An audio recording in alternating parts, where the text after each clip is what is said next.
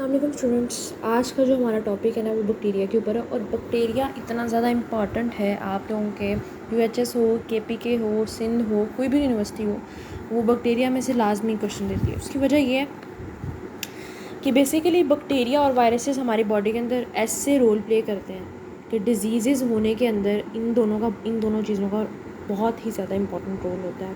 कोई भी बीमारी हो जाए दुनिया जहान की, उसमें बैक्टीरिया और वायरस का रोल ज़रूर होगा। अब जो आपके टॉपिक असाइन किए गए हैं पीएमडीसी की तरफ से वो हैं cellular structure of bacteria, shape and size of bacteria, importance and control of bacteria. और भी हैं लेकिन ये सबसे ज़्यादा मेन है, इसलिए मैंने ये सोचा इसको सबसे पहले डिस्कस कर लिया जाए। आपकी सब चीज़ों से पहले इनको डिस्कस कर लिया जाए और डिफरेंस में डिस्कस किया जाए ताकि आपको पता लगे कि कौन सी चीज़ का बेसिकली ये सबका निचोड़ है।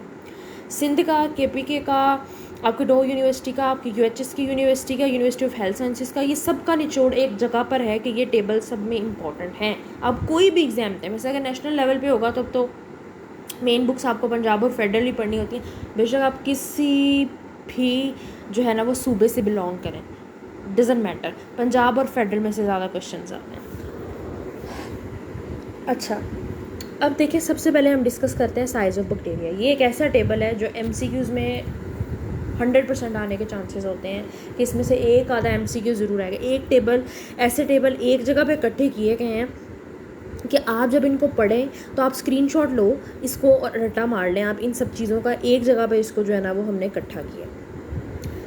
आपको ये अच्छे से पता है कि जो बैक्टीरिया की शेप्स होती हैं वो हमारे पास कोकाई भी हो सकती है, डिप्लोकोकाई भी हो सकती है, स्टेप्टोकोकाई भी हो सकती है, स्टेफाइलोकोकाई भी हो सकती है, ग्रेप शेप, टेट्राड भी हो सकती है 4 में, ठीक है, सारसीना भी हो सकती है 8 में। टेट्राड और सारसीना बड़ा इंपॉर्टेंट एमसीक्यूज है। टेट्राड ग्रुप ऑफ 4 होता है और ग्रुप ऑफ 8 और सारसीना होता है। ये बड़ा इंपॉर्टेंट एमसीक्यूज है, बच्चे कंफ्यूज भी इसमें करते हैं कि 4 किस में था और 8 किस में था।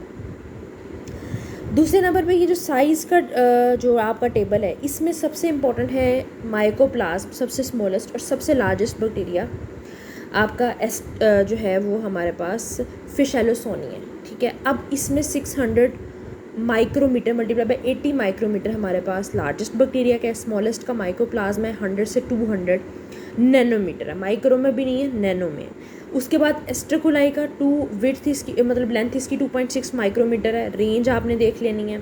स्पायरोचीट बड़ा इंपॉर्टेंट है 500 माइक्रोमीटर। ट्रोपोनीमा पैलेडम इसका ऑर्गेनिज्म होता है, ठीक है। अब टाइप्स ऑफ बैक्टीरिया देख लो, आपके पास जो शेप्स ऑफ बैक्टीरिया हैं, कोकाई हो गया, ये सारी पढ़ ली हमने, डिप्लोकोकाई 2 हो गया, डिप्लोमीन 2 ही होता है, स्टेप्टोकोकाई चेन में होता है, स्टेफाइलोकोकाई ग्रेप शेप में होता है, बेसिलस में रॉड शेप होता है, स्पायरल वाइब्रो में कॉमा शेप जो नहीं होते वो हमारे पास स्पायरल और वाइब्रो आता है। अब इनमें जो है ना देखो डिप्लो बेसिलस और strepto bacillus same as it is वही है कि चेन होगा तो स्टेप्टो जहाँ लग गया वो चेन हो गया, डिप्लो जहाँ लग गया वो 2 हो गए, वो बेसिक बेसिलाई हो या कोकाई हो। अब देखो एक बात, स्पाइरिलम और स्पायरोचीट में क्या डिफरेंस होता है। स्पाइरिलम हमारे पास बहुत ही थिक होता है और स्पायरोचीट हमारे पास बहुत ही थिन होता है, ठीक है। और स्पायरोचीट का मेन बैक्टीरिया याद रखना ट्रोपोनीमा पैलेडम इसको बोला जाता है। ये एमसीक्यूज में आता है इसलिए बार बार रिपीट कर रही हूँ। इसका साइज़ भी पता होना चाहिए। बड़ा था कितना 500 माइक्रोमीटर जी। स्पाइरिलम थिक होता है, रिजिड होता है और स्पायरल होता है, जबकि स्पायरोचीट बहुत थिन होता है, फ्लेक्सिबल होता है और स्पायरल होता है। तो ये ज़रा डिफरेंस स्पाइरिलम और स्पायरोचीट में पता होना चाहिए, बहुत इंपॉर्टेंट है ये। दूसरे नंबर पे आता है structure of bacteria. Structure of bacteria में हमारे पास स्ट्रक्चर आ जाते हैं कुछ, जैसे कि फॉर एग्जांपल ये जो पहला स्ट्रक्चर है इसके अंदर हमारे पास एक फ्लैजिलम है जो सबसे लॉन्ग होता है एज़ कम्पेयर टू अदर, जैसे पिलाई होता है वो शॉर्टर होता है एज़ कम्पेयर टू फ्लैजिलम। उसके बाद हमारे पास ये जो ग्रीन वाला है वो हमारे पास प्लास्मिड है, डीएनए प्लास्मिड। उसके बाद जो प्लास्मिड के बाहर हमारे पास आता है वो हमारे पास साइटोसोल है पर्पल कलर में। उसके बाद बाहर जो बैक्टीरिया की लेयर होती है वो बेसिकली प्लाज्मा मेम्ब्रेन और सेल वॉल दोनों से बनी हुई होती है। तो सेल वॉल पहले आता है, प्लाज्मा मेम्ब्रेन पहले आता है, सेमी परमेबल होता है और सेल वॉल बाद में आता है। और इसके बाहर एक लेयर होती है उसको प्रोटेक्शन करने के लिए, कैप्सूल और स्लाइम लेयर। कैप्सूल और स्लाइम लेयर हमारी ह्यूमन बॉडी में नहीं होती। उसके बाद हमारे पास ये डीएनए और क्रोमोसोम वगैरह आ गए। पिलाई बहुत शॉर्टर होते हैं, ये बने हुए हैं पिंक कलर के। राइबोसोम्स आ गए। राइबोसोम तो हर होते हैं, मोस्ट अबंडेंट ऑर्गेनेली होती है इन आर ऑर्गेनिजम्स के अंदर। ये पहले बात बताई थी सेल वाले चैप्टर में। ये वाला जो स्ट्रक्चर है वो पहले भी जिक्र किया गया। अब एक और बात ये है कि कैप्सूल और स्लाइम लेयर जो होती है वो किससे बनी होती है, तो ये हमारे पास एक इन्वेल्प होता है जो कि ग्लाइकोकैलिक्स से बना होता है। ग्लाइकोकैलिक्स हमारे पास कार्बोहाइड्रेट प्रोटीन कोट होता है, ये पता होना चाहिए।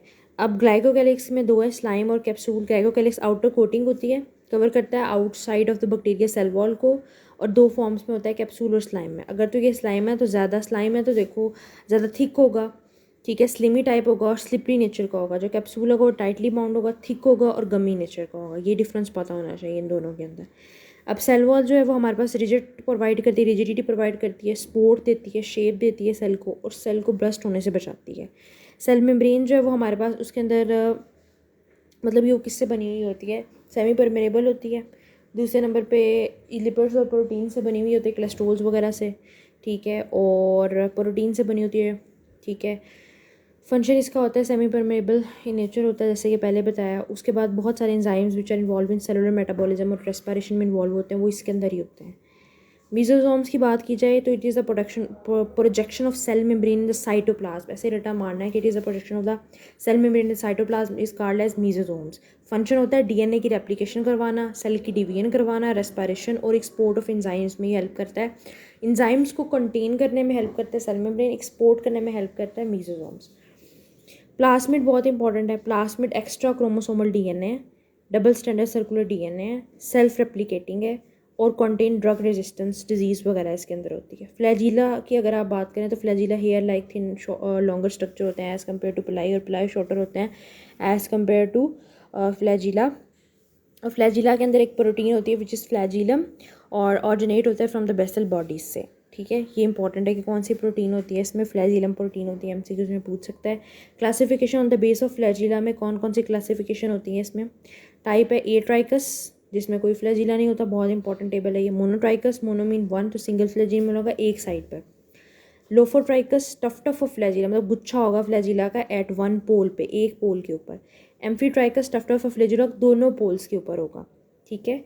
अच्छा, इसके बाद पेरीट्राइकस है, तो सारे का सारा जो है ना फ्लैजिलम से सराउंड होगा। जैसे ये देखो, ये पेरीट्राइकस है तो सारा का सारा फ्लैजिलम से, बल्कि इसमें ए है तो ये हमारे पास बेसिकली एक बना हुआ है, तो ये जो मोनोट्राइकस है एक पोल के ऊपर है।